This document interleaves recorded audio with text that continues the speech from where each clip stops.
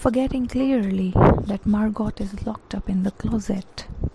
Children have all gathered at the door, and this door opens. We heard the description of how the silence has become painful for them. And finally, they could see the sun come out. The sun came out. We are at the bottom of page 112. It was the color of flaming bronze, and it was very large. And the sky around it was a blazing blue tile color. Would you like to close your eyes and imagine the shade of the sky in monsoon? It is nothing except grey, different shades of grey, somewhere a little dark, somewhere slightly lighter. But as the sun came out, the grey shifted to blue. So the entire sky looked like blue in color, blazing blue.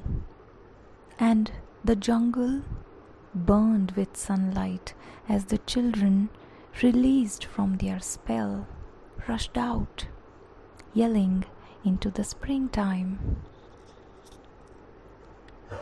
Every single thing that they saw earlier was of a different color, and now in the presence of the sun after 7 long years, they are seeing these colors of things in the nature for the first time.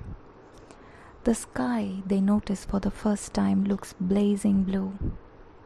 When their eyes fall on the jungle, it felt like the jungle was burning, because never before had they imagined even the greens in the jungle to gather so much of heat. The children left their tunnels and they all rushed out, yelling. Here, yelling is to cry out in happiness, as if it was springtime and it was very pleasant to get out. "Now don't go too far," called the teacher after them. "You've only 2 hours, you know. You wouldn't want to get caught out." The teacher cautions them. She says, "Don't go too far because you just have 2 hours. So be here close by because you don't want to be caught out and then get wet in the rain." But they were running and turning their faces up to the sky and feeling the sun on their cheeks like a warm iron. Imagine how granted we take the sun every day. It comes up in time and it vanishes in time. Things that are abundantly present around us, we do not notice it, we do not value it, we do not understand its significance. So ask the ones who are not blessed with those pleasures that we take for granted. These children have met the sun significantly for the first time in their lives.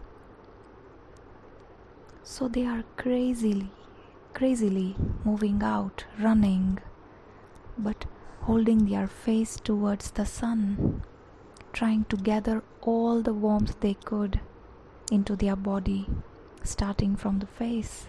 It felt like warm iron on them. They were taking off their jackets and letting the sun burn their arms. They wanted as much of their body to be exposed to the sun as they can. They wanted to gather all that warmth because it was very, very rare. Oh, it's better than the sun lamps, isn't it?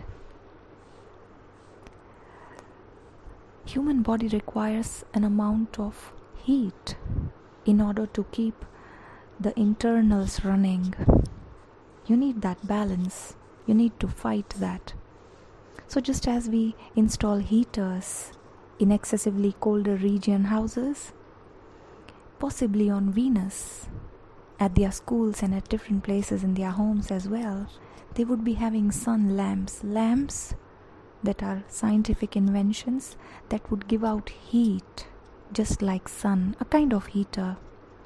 So these children, when they enjoy this natural sun, the real sun, They are excited and they exclaim that, "Oh my god, this one is so much better than those sun lamps, isn't it?" And the others agree. They say, "Oh yes, much, much, much better."